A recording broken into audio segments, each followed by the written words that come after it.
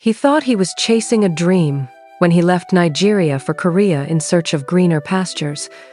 But what awaited him was nothing like the promise he was given. Trapped in the shadows of a powerful cybercrime syndicate, he became a pawn in a dangerous game he never signed up for. Unbeknownst to him, every step was already being tracked by security agencies closing in fast. What followed was a storm of crime, betrayal, love, and an unyielding fight for survival. Will he escape the web or be consumed by it? Grab your popcorn and get ready for a roller coaster of suspense and emotions. And if you enjoy stories like this, do not forget to like and subscribe. This is Bella's story time. Dan's life in Ogunekoro Street was predictable. The same clanging of the vulcanizer's hammer down the road every morning, the same women calling out the price of vegetables at the roadside market, the same hum of generators at night when NEPA failed again. His father, a retired civil servant, often sat in the veranda in his faded singlet, sipping Gary with ground nuts while staring at the street like it owed him answers. His mother, a trader, moved through life with the quiet efficiency of a woman who had learned to make a lot from very little. Dan himself was 23, tall, with a frame that could have been athletic if not for the thinness that came from years of eating just enough to keep going. He had finished school 2 years ago, a degree in biochemistry from a state university, but in Nigeria, a degree was more a piece of paper than a guarantee of a job. It was during these years of limbo that Senior Man became more than just a neighbor. He became a legend. Stanley Senior Man Onwudive's house was the kind that made people slow their steps when passing. Painted bright white with silver railings, it had 2 lion statues at the gate a bit much, in Dan's opinion. But everyone else thought it was the height of class. His compound could fit 4 of Dan's family home, and on weekends, when the polished cars came out, the whole street seemed to hold its breath. "Ah, Senior Man didn't buy another motor," children would shout. And the adults? They would shake their heads in admiration, muttering, "This abroad money nah better thing." It was rumored that Stanley had been in South Korea for over a decade. No one knew exactly what he did, but he sent money home to his family, built the mansion, and visited once every 2 years, each time staying just long enough to remind everyone that he was a man of means. Parents with grown children were particularly drawn to him. The belief was simple: if he can make it there, he can take our children too. Dan remembered the first time his mother brought up the idea. It was during dinner, with the dim yellow bulb flickering above them. "Your father and I have been talking," she began, "and we think it's time we find a way for you to travel." Dan frowned. Travel? To where? His father cleared his throat. "To South Korea. You know Stanley? That man is helping people. Look at Osahan, he went last year. He is already sending money home." Dan didn't know much about Osahan except that he now posted pictures on Facebook wearing flashy jackets and holding bowls of ramen. "But do you think Stanley will agree?" Dan asked. "That's why we'll go and beg," his mother said simply, as though begging was an accepted currency. The visit to Stanley's house was nothing short of intimidating. They were ushered into the sitting room, which smelled faintly of imported leather. The air conditioner hummed softly, cooling the room to the point where Dan could almost see his breath. Stanley walked in wearing a gold wristwatch that caught the light like it was auditioning for a movie. "Ah, my people," he greeted, his voice smooth, almost rehearsed. Dan's mother didn't waste time. She explained Dan's situation, his education, his good behavior, the lack of job opportunities. She spoke of their dreams for him, how they had heard he was helping young men travel and find work. Stanley listened with a small smile. Then he leaned back in his chair. "You know it's not easy to bring someone abroad," he said slowly. "It costs money, ticket, visa, accommodation, and there's the question of trust." Dan's father leaned forward. "We trust you, Stanley, and our son is trustworthy. Please help us." For a moment, Stanley seemed to think it over. Then he nodded. "All right, I will see what I can do. But you must understand this is not charity. He will have to work hard." Dan's parents agreed instantly, almost too quickly. In the weeks that followed, preparations began. Dan went for his passport, learned basic Korean greetings, and started imagining himself as the hero of his own success story. The night before his departure, the entire neighborhood seemed to know. Friends came by to wish him luck, some envious, others genuinely happy. His best friend, Emeka, pulled him aside. "Guy, shine your eyes," Emeka warned. "No, be everybody way day abroad, they do legit work." Dan laughed it off. "Nah, Stanley we dey talk about, senior man. The guy is loaded. If no legit, how him go dey come back every year?" Emeka shrugged. "Just be careful." At the airport, Dan's mother clung to him like she could keep him from drifting away forever. "Don't forget why you're going there," she whispered. "And don't forget where you came from." Dan nodded, swallowing the lump in his throat. As he boarded the plane, he told himself this was the beginning of everything he'd been waiting for. The moment Dan stepped out of Incheon International Airport, the cold hit him like a slap. It wasn't just cold, it was the kind of icy air that crept into his bones and made him wish he'd worn 2 jackets. Neon lights flashed from signboards written in characters he didn't understand, and the sound of hurried footsteps surrounded him. Everyone seemed to be in motion, purposeful, fast, like time was money and no one could afford to waste it. He clutched the strap of his small duffel bag and scanned the crowd for a familiar face. Then he saw him, Stanley, senior man, standing by a black Hyundai SUV, wearing a thick designer coat and dark shades despite the night sky. "Ah, Dan, my guy!" Stanley spread his arms in welcome. His smile was wide, but there was something about it, a glint of calculation, maybe that Dan couldn't quite place. They shook hands, Stanley's grip firm and warm despite the cold. "Welcome to the future, my brother. Your life starts now."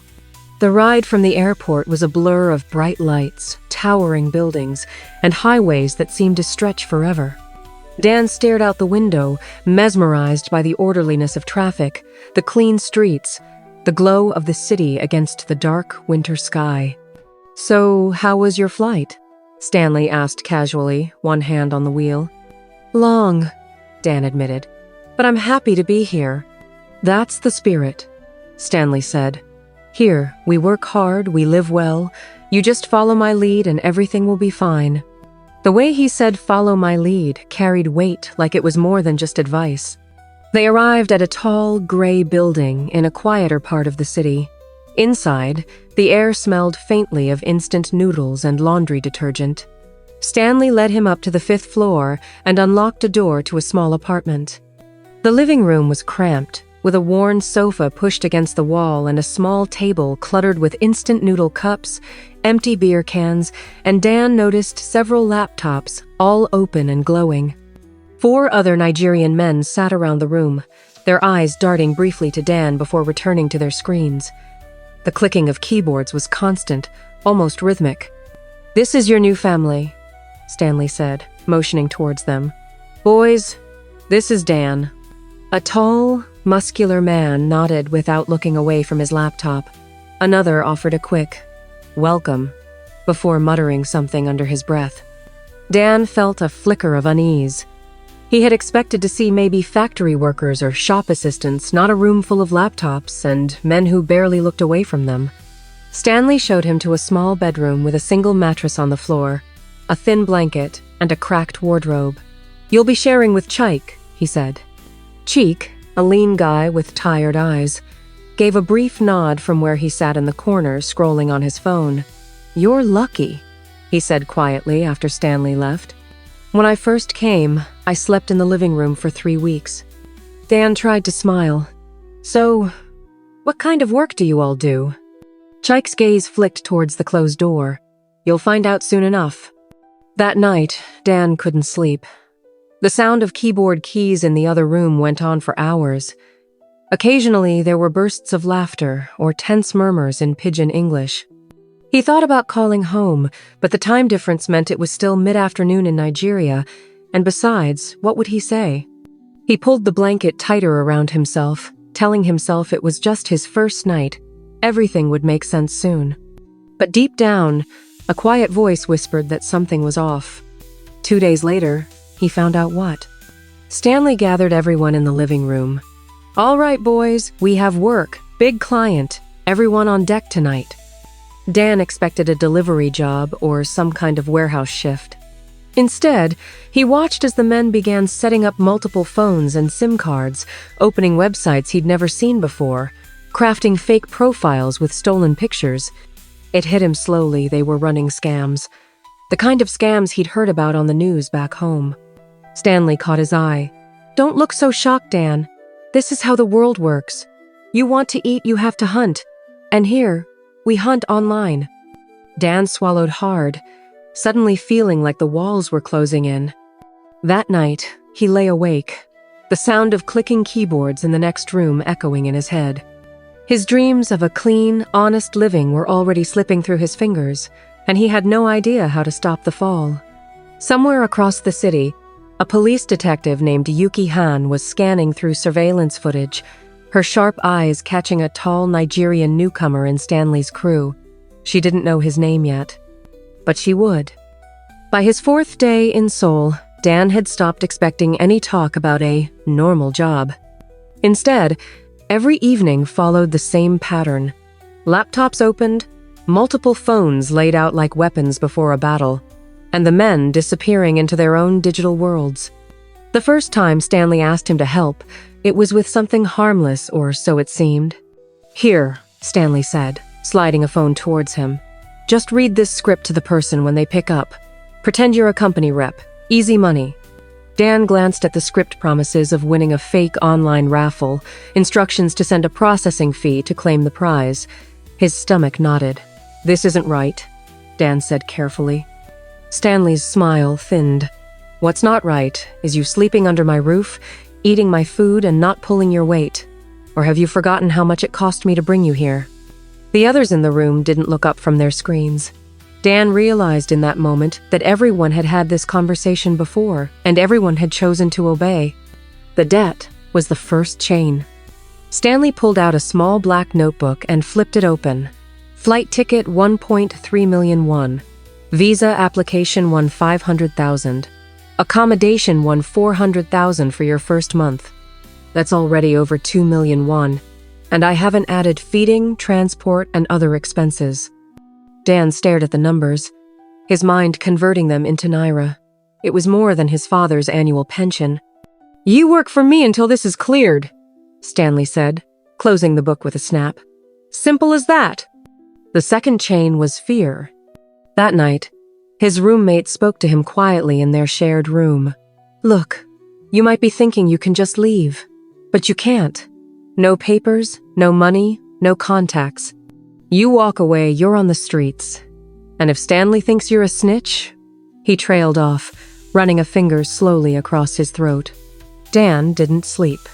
The next 2 weeks blurred together. Stanley eased him in at first small tasks, minor scams, nothing that required too much skill. Dan typed fake emails to clients, updated scam profiles with stolen photos, and sometimes played the role of a customer support agent for fake online stores. Each time, he told himself it was temporary, just enough to pay off the debt, just until he could get his footing. But the truth was, every day he stayed made it harder to leave. One rainy night, Dan heard as they celebrated, he listened to what was happening, and he learned that Stanley and his scam crew just scammed an aged widow of her savings and life benefits. They popped champagne. Dan didn't know the exact amount, but from the celebration, the amount was huge.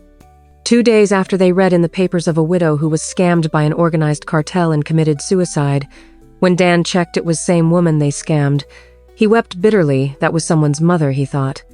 The rest made jest of him and told him to grow up, and that in this game there was no sympathy or empathy. Across the city, a meeting was summoned immediately, but the head of the cybercrime unit, he showed them the news and said this was one too many. He gave Yuki Han and her team 60 days ultimatum to crack the case and get everyone involved arrested. Yuki felt so sad at what happened, she became determined to bring everyone involved to justice. Few days after their investigation, they discovered that the coordinates of the interaction with the late widow came from Stanley and his team. Yuki and her team decided it was time to take them out. Stanley and his guys had mastered the act of tidying up their end, and Yuki needed evidence to nail him. She discovered at the moment the new guy was the only weak link. She decided to go undercover to meet him, win his trust, and get information to arrest Stanley and his boys. That night, Dan lay awake in the small bedroom, listening to the rain against the window and the faint clicking of keyboards in the living room.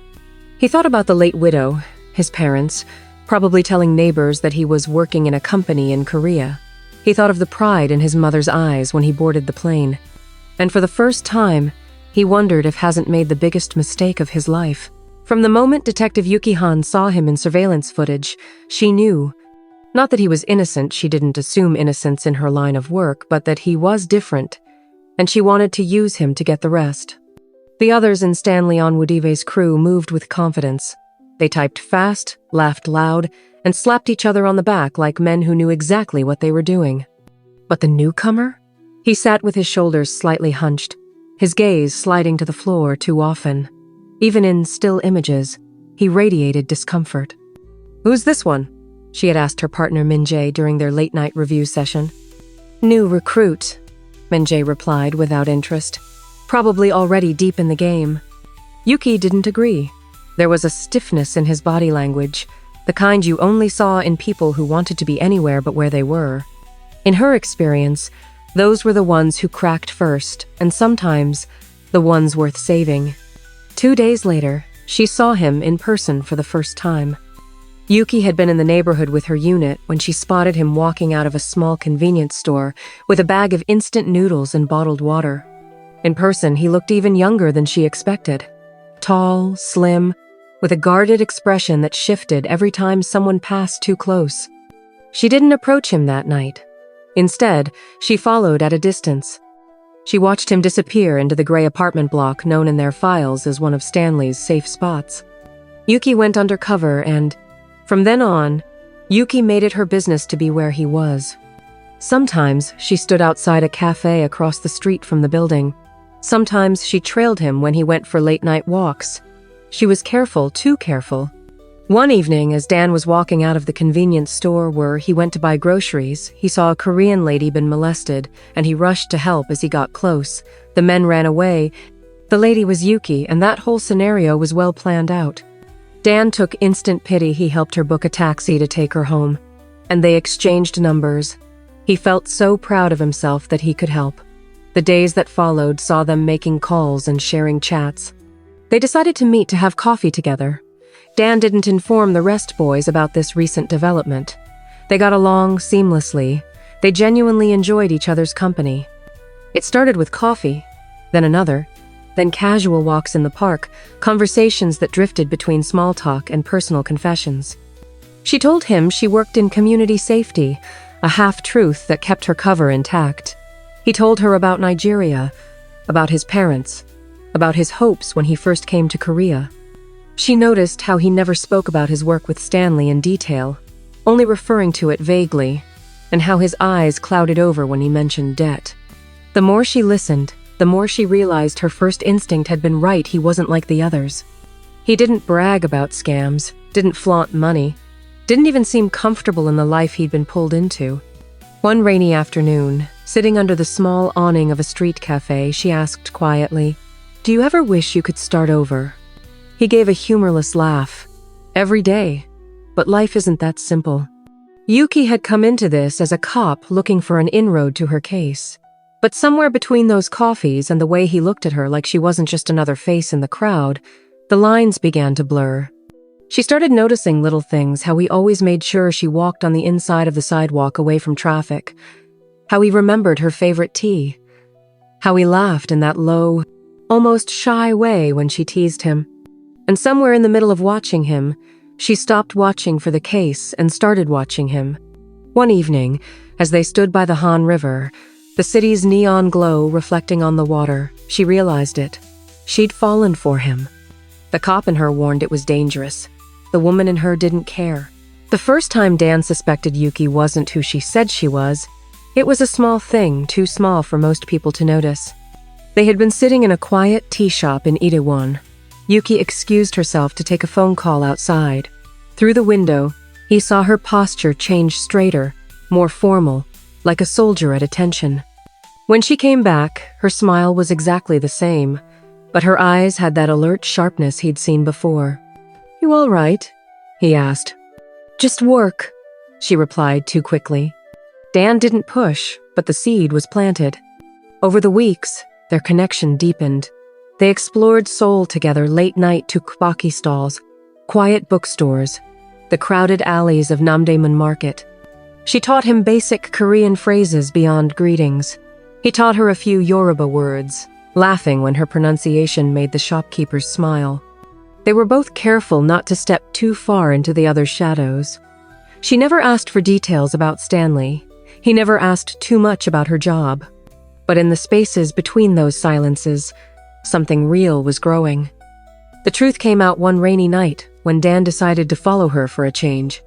She had told him she was going to meet a friend for dinner. Instead, he saw her slip into an unmarked sedan and drive to a police station. His stomach dropped. Hours later, when they met at their usual cafe, he didn't touch his coffee. "You're a cop," he said quietly. Yuki froze, her fingers tightening around her mug. "Dan, you've been watching me this whole time." "I was watching Stanley," she said, her voice steady but pleading. "And you were part of his crew. I thought you might be my way in." He pushed back his chair. "So all of this," he gestured between them, "was a lie?" "No," she said sharply, then softer. "It started as a job, but somewhere along the way, it stopped being just that." He left without another word. For a week, they didn't speak. Dan went about his routines in Stanley's apartment, avoiding the other men more than usual. The debt still bound him, but now the betrayal in his chest weighed just as heavy. Then one night, Stanley announced a big move, a coordinated scam targeting dozens of victims across 3 countries. It was the kind of operation that drew serious police attention. That same night, Yuki appeared at the corner of the street as Dan returned from a late errand. "I know you're angry," she said, stepping into his path. "But Stanley's going down in 2 days. I don't want you caught in it." Dan stared at her, torn between resentment and the flicker of trust he couldn't kill. "And if I say no? Then I'll watch you get arrested with the rest of them," she said bluntly. "Help me, and I can make sure you walk away clean." He hesitated for a long moment, then nodded. The plan was simple on paper. Dan would feed Yuki details of the operation without alerting Stanley. On the night of the move, the police would hit all the locations at once. But simple plans are never easy. 2 hours before the sting, Stanley called Dan into his bedroom. "You've been quiet lately," he said, his tone casual but his eyes sharp. "Too quiet." Dan forced a smile. "Just tired, boss." Stanley leaned in slightly. "If you ever think of crossing me, remember I have friends who can reach Nigeria faster than you can blink." Dan nodded, his palms sweating. The operation hit just past midnight. Sirens erupted across the city, but by the time they reached Stanley's apartment, the hallways were silent except for the pounding of boots. The front door crashed open. Armed officers flooded in, shouting in Korean and English. Men scrambled, laptops slammed shut, phones smashed against the floor, but it was too late. Stanley was dragged out in cuffs, cursing in pidgin. Dan was pinned against the wall, his heart hammering. Then he saw her. Yuki stepped in, her badge glinting under the fluorescent light. Their eyes met hers, unreadable to everyone else. But to him, there was something there. She spoke quickly to the arresting officer in Korean. The grip on Dan's arm loosened. "He's clear," she said. It took weeks for the dust to settle. Stanley faced multiple charges and would likely spend decades in prison. Several of his crew took plea deals. Dan's record remained clean, thanks entirely to Yuki's testimony that he had been instrumental in the operation. Immigration didn't deport him another quiet favor she'd pulled. When they finally met again, it was in the same riverside spot where they'd once talked about starting over.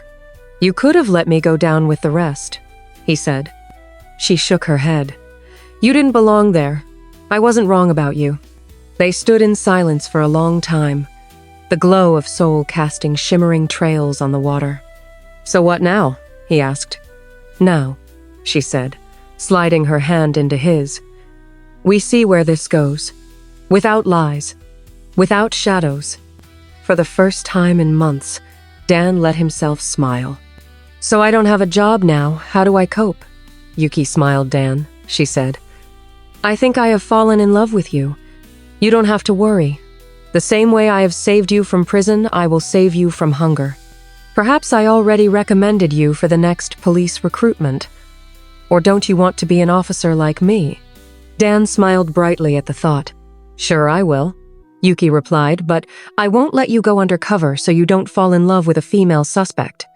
They both laughed and hugged each other, and for the first time, they kissed. The city hummed around them, neon and noise.